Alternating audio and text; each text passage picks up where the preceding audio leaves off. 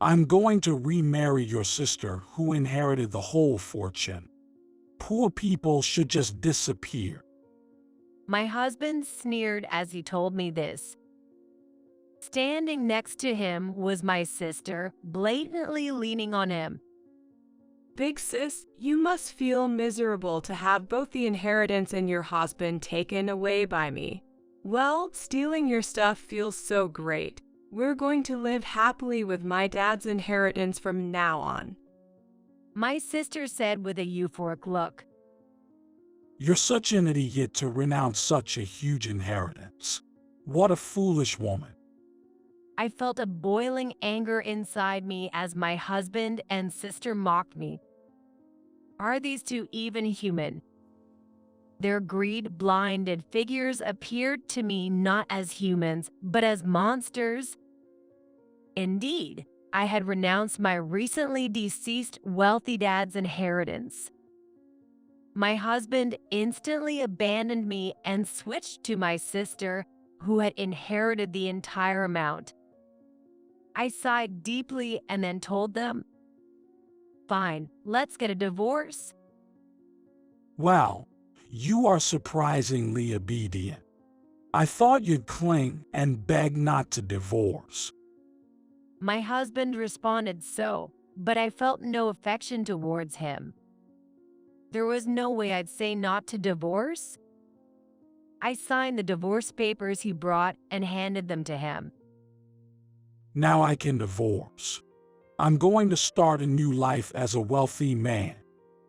Thanks, big sis. A divorced, unimpressive woman like you probably can't remarry, but cheer up. They both burst into laughter. Thus, our divorce was finalized, and 3 months later, I received a frantic call from my ex-husband. I smiled faintly as I looked at his numerous missed calls. You've realized it now. Too late. My name is Nancy.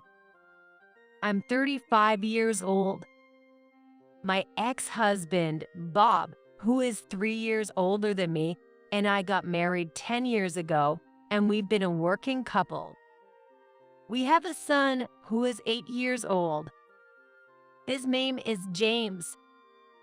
James was a spoiled boy when he was little, but nowadays he is less spoiled, and now he is becoming independent. Bob helped with childcare for about a year after James was born. At that time, he was actively helping me raise James. However, as James passed 1 year old, Bob gradually became uncooperative, doing nothing at all. James frequently cried at night, even after he was a year old.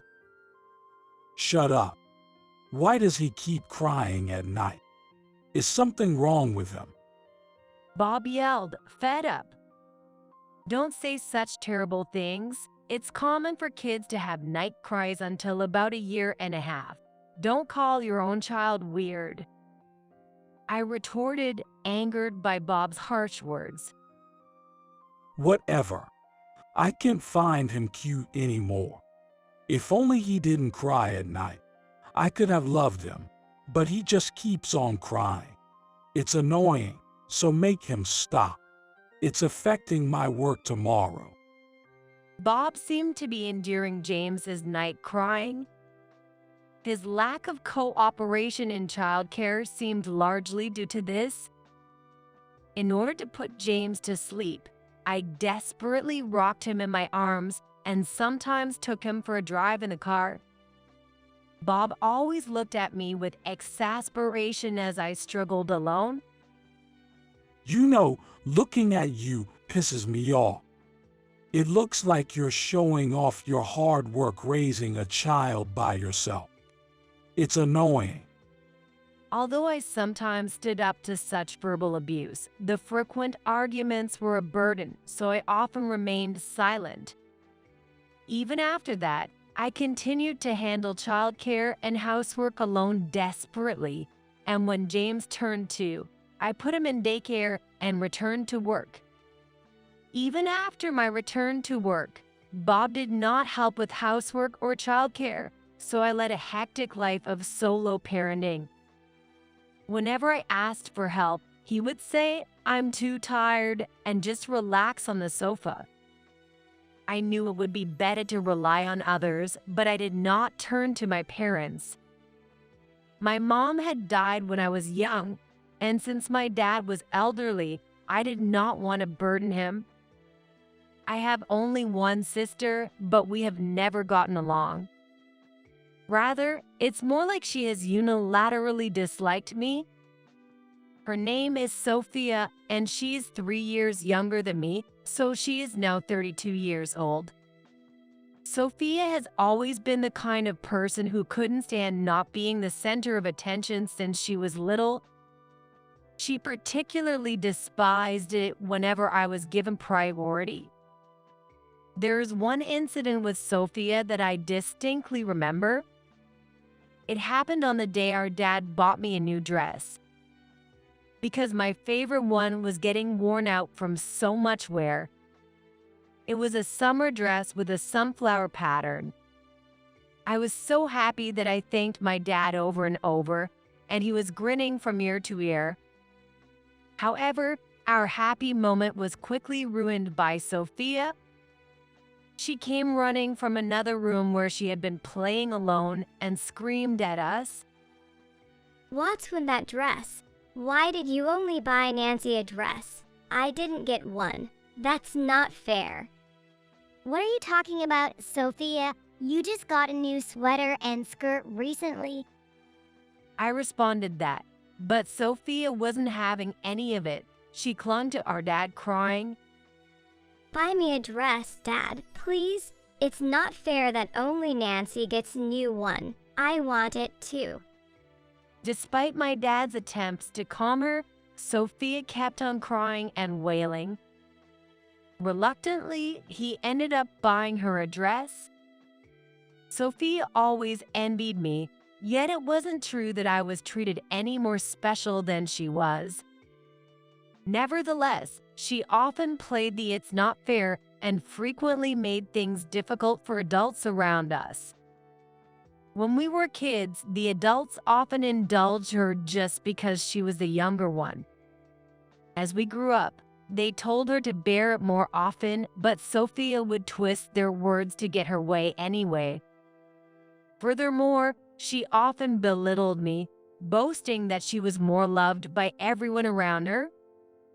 Each time, I would calmly reprimand such behavior from Sophia, which she hated. Sophia grew up to be a selfish adult and moved out as soon as she went to college. Now, she doesn't have a stable job and lives off money from various people. She's not married yet. I haven't been in touch with Sophia for years, so it seems we'll continue to live our lives without much interaction. The last time I saw Sophia was at my wedding. Sophia showed up in a white dress that was so flashy it almost overshadowed me. How did she choose the white dress? She must have been against me. She sneered at me in my wedding gown. Doesn't suit you at all. By the way, doesn't your face look swollen? Did you even go to a bridal spa? I'll never forget her face that day. Throughout the reception, she drank wine excessively and got drunk, bothering several men. Since that day, I haven't seen Sophia. I know her contact info, but there's really no need to reach out to her since we don't need to talk. It appears she doesn't return our parents' home either. Bob and I have considered divorce a few times. But even with a father like him, he's the only one James has. It's been hard to make that final decision to divorce. Then one day, I got a call that my dad had suddenly fallen ill and was rushed to the hospital. I was at work, so I explained the situation to my boss and hurried to the hospital. I tried to contact Sophia but couldn't reach her, so I sent an email. After a while, I received a response from her. Dad's about to die. Well, he's old. I have a date today, so I can't come to the hospital. Let me know the time and place of the funeral when it's set. It's unbelievable that she would say such a thing when it's not even confirmed that he's going to die.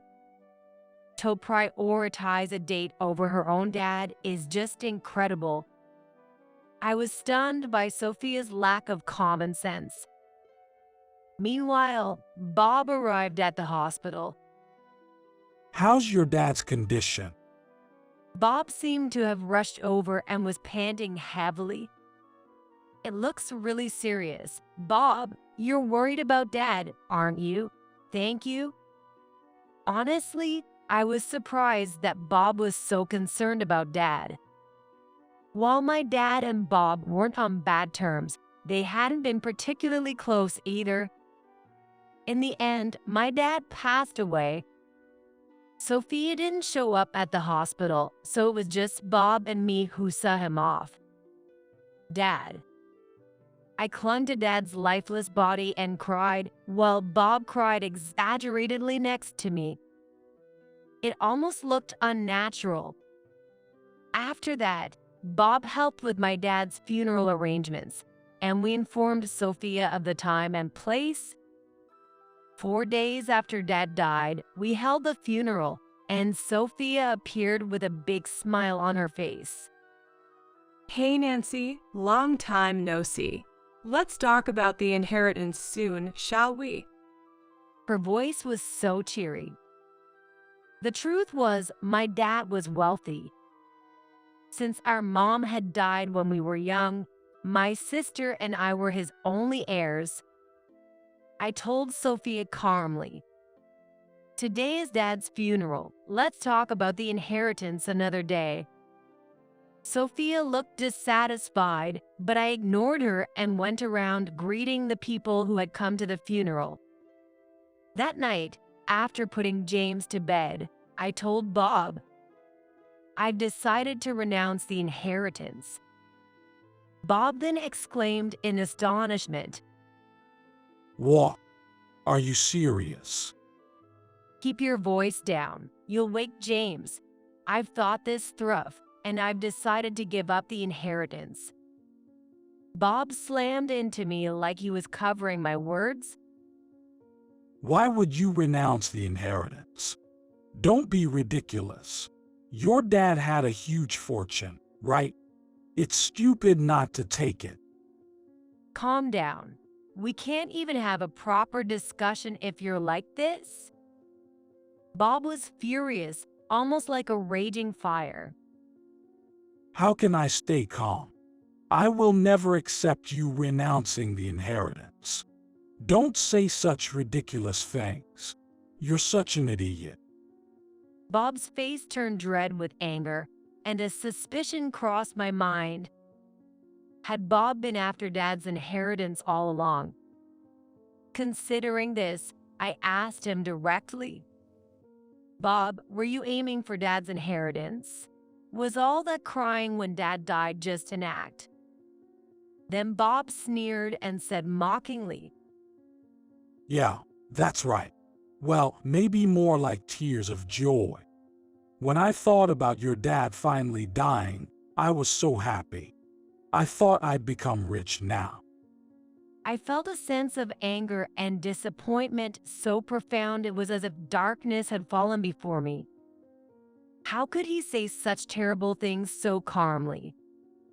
To me, the man in front of me seemed not human, but a monster. "I see, but no matter what you say, I'm renouncing the inheritance," I said quietly, and Bob yelled. You're really a fool. However, my resolve did not waver. Later, I informed Sophia that I was renouncing the inheritance, and it was decided that she would inherit everything from Dad. Once it was official that Sophia would inherit all, Bob showed no interest in me anymore. He no longer talked with James and came home later and later. Eventually, he stopped coming home altogether.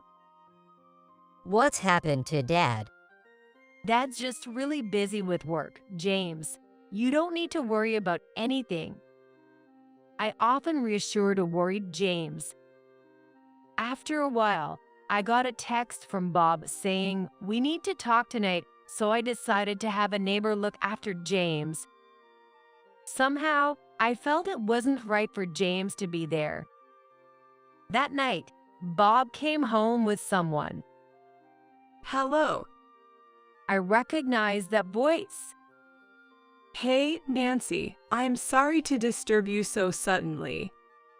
Yes, the person who came home with Bob was my sister Sophia. The moment I saw Bob's smirking face, I had a pretty good idea what was coming. We sat down at the table, and Bob started speaking with gusto. Well, I'm going to divorce Nancy and marry Sophia.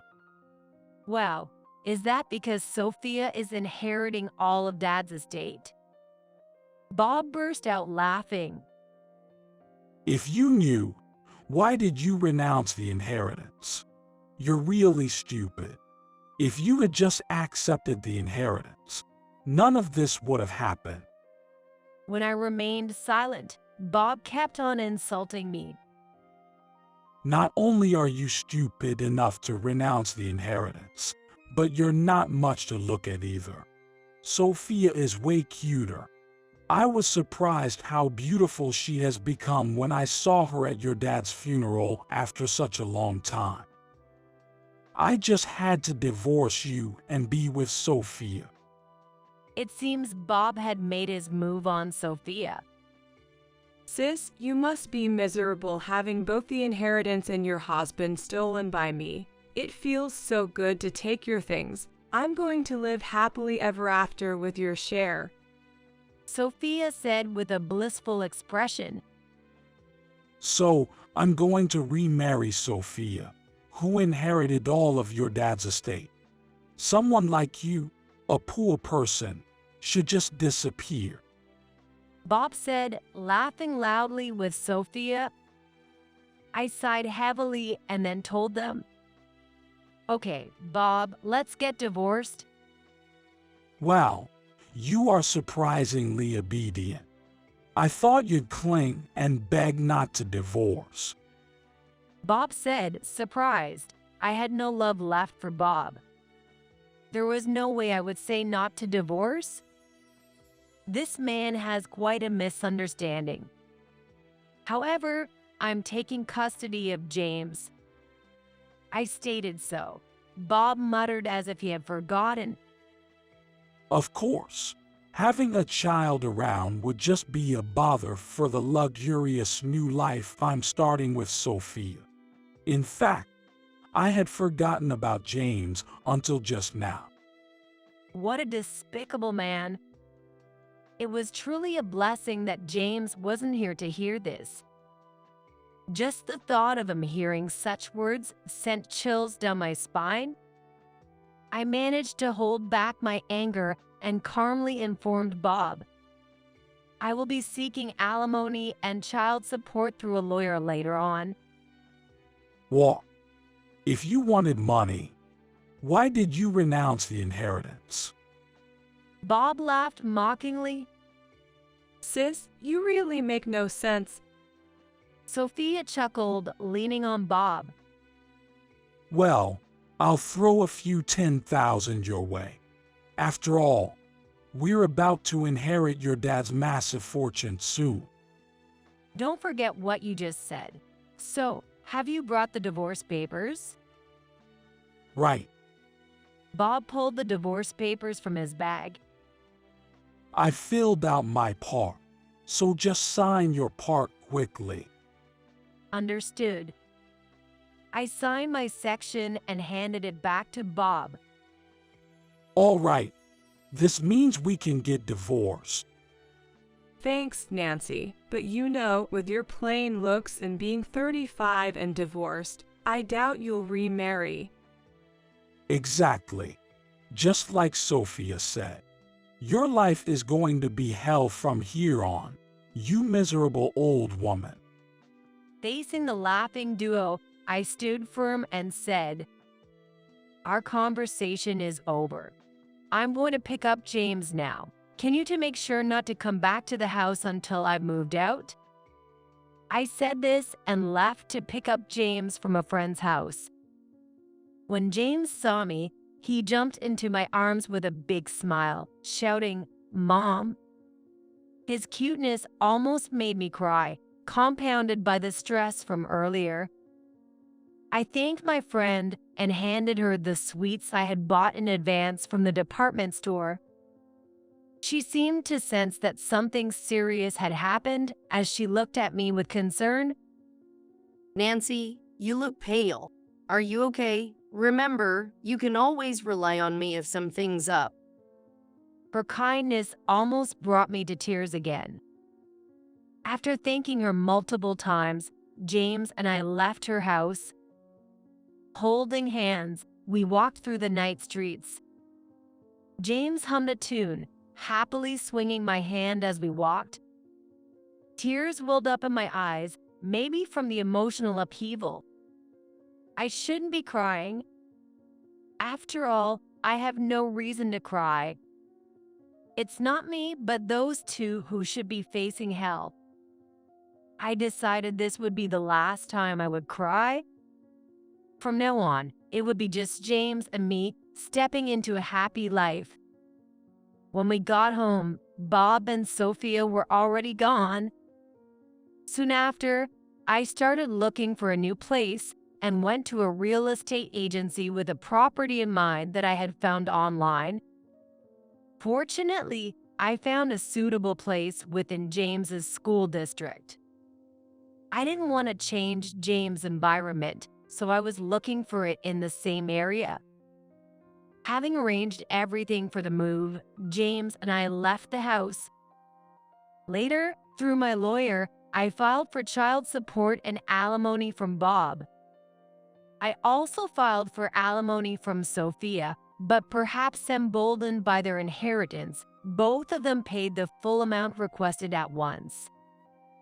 I used that money to establish a stable life for James and me.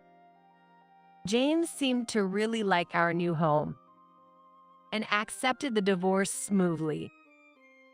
"All I need is Mom with me." He said with a smile. Bob had only taken care of James until he was 1 year old, and since then, their interaction had been minimal. My declaration of renouncing the inheritance made Bob even more indifferent, so maybe James felt it didn't matter whether he had a father. I vowed to make James even happier than before. Fortunately, I had a job and the alimony and child support from Bob and Sophia, so I wasn't worried about our finances. James and I started enjoying a peaceful and fun life. 3 months after the divorce, Bob suddenly called.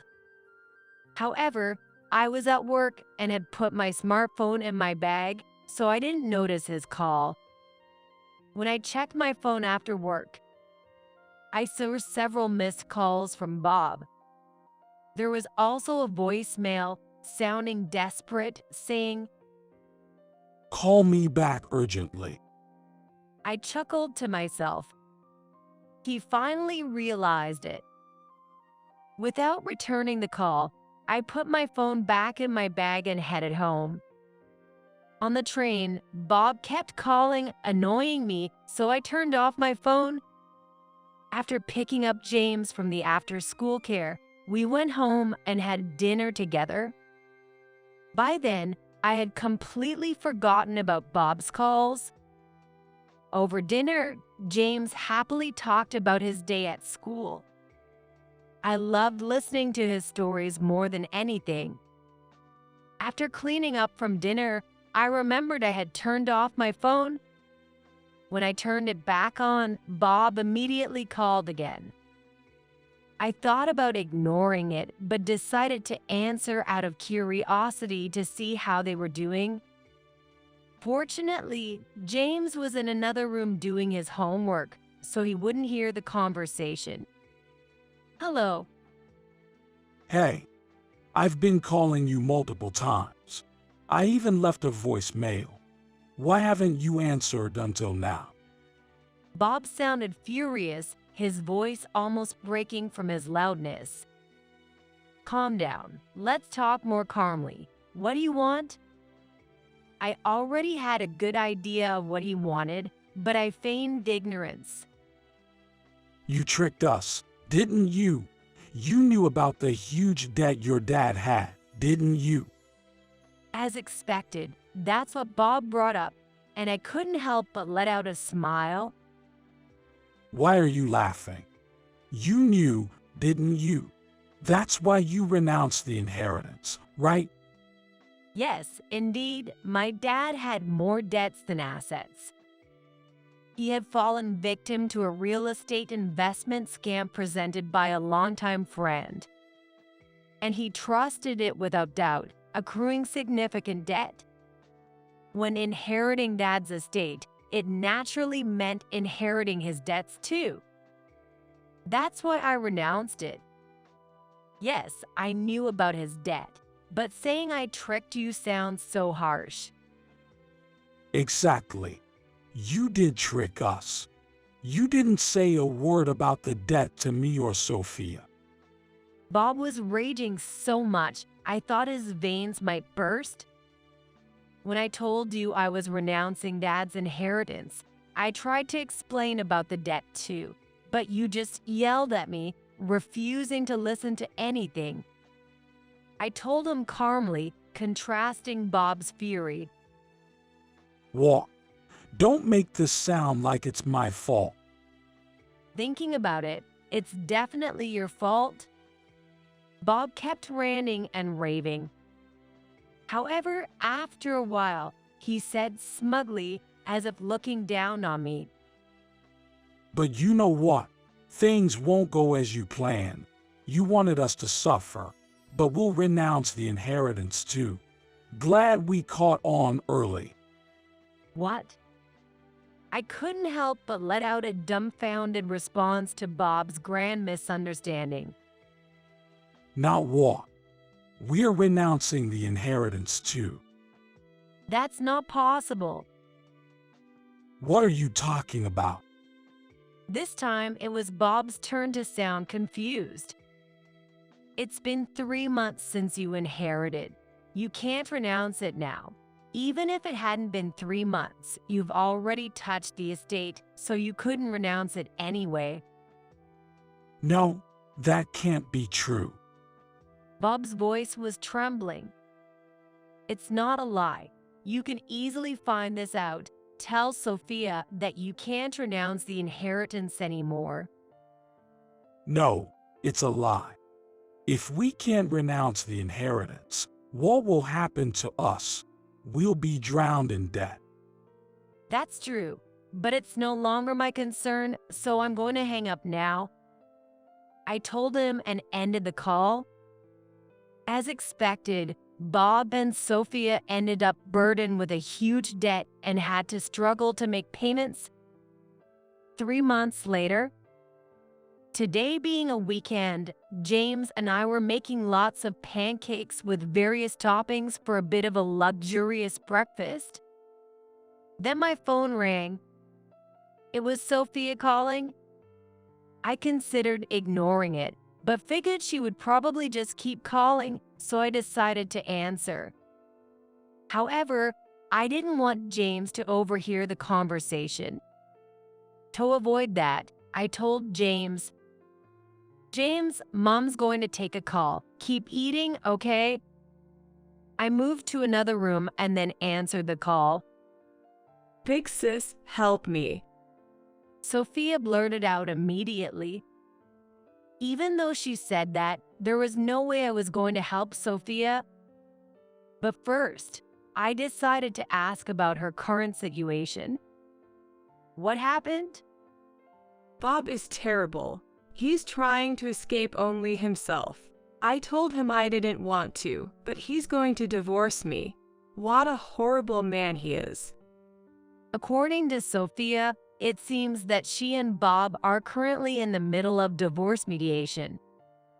It appeared that Bob was trying to escape the debt by divorcing Sophia, since the debt came from the inherited estate.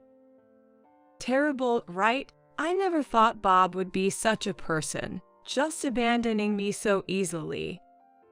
No, he clearly said he married you for the inherited estate. You knew from the start he was the worst, didn't you? You married him just to look down on me. When I calmly pointed this out, Sophia shouted back for her tears. How can you say that? You are always like this, always scolding me with your so-called rational arguments. You've always looked at me with cold eyes. I hate you. Well, I hate you too. Whether you're in the middle of a divorce or struggling with debt, it has nothing to do with me, so I'm going to hang up now. As I said this, Sophia cried out in panic.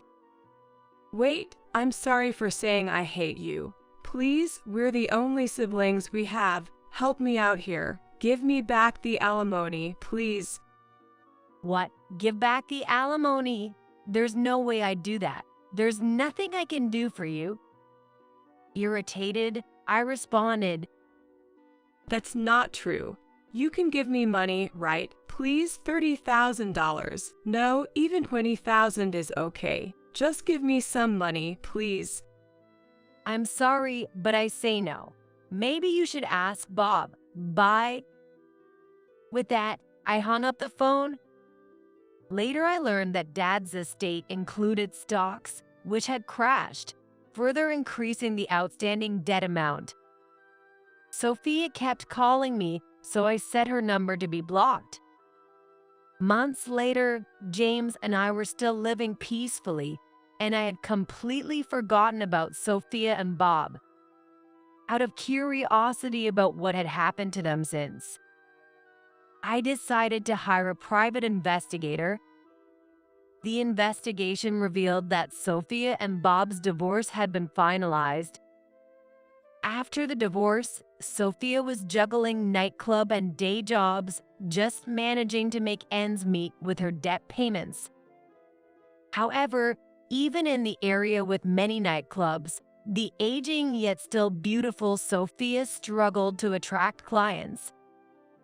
The men who used to support her financially had all left her once they found out about her enormous debt.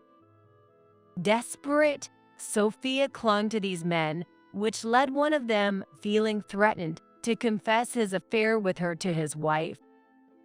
Most of the men supporting Sophia were significantly older and married. The wife, upon learning of her husband's infidelity, filed for damages against Sophia, further increasing her debt. An acquaintance of mine happened to see Sophia in a cheap dress on a cold night in the city. Hey, mister, won't you come have a drink? She was calling out to all the men, but due to her haggard appearance from stress, none gave her a second glance. Eventually, she was too persistent with a businessman. Hey, old lady, you're too persistent. He snapped at her. The man she harassed was quickly approached by a younger, prettier woman and went off with her into a bar. Sophia watched this and broke down crying. Even hearing this from my acquaintance, I felt no sympathy for Sophia. It's all her fault. On the other hand, after divorcing Sophia, Bob apparently got involved with another bad woman and ended up saddled with a huge debt that he couldn't escape. He started working a side job to pay off the debts. But since his main job prohibited secondary employment, he was fired when it was discovered. Now, he's considering bankruptcy. Reading the investigator's report, I smiled at the fitting end for such a despicable man. In contrast, James and I continue to live a peaceful life. We recently got a dog, making us a happy family of 3. My work is going well, and I've just been promoted. Work and home life are thriving, and I'm enjoying my days happily.